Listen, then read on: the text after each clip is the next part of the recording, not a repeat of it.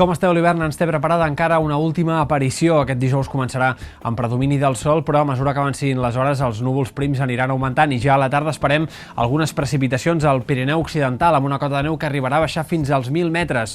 Per tant, fins i tot a les cotes baixes podria arribar a nevar en aquest sector.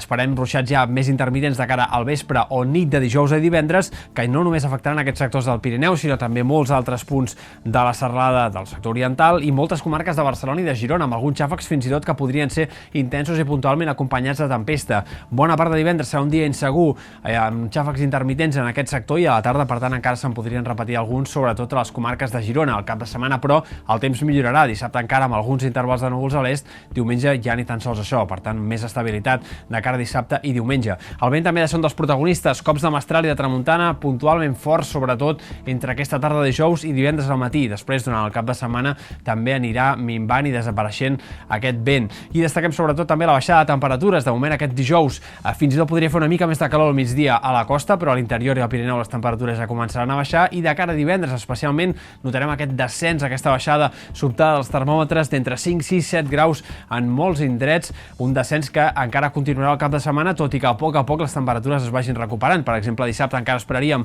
moltes temperatures de 4 o 5 graus menys que no pas les que estem tenint aquest inici de setmana i de cara a diumenge en tot cas ja s'aniria normalitzant el termòmetre. Acabem aquí, com sempre, amb un parell de les fotos que ens heu enviat. Teniu més informació a ara.cat/meteo.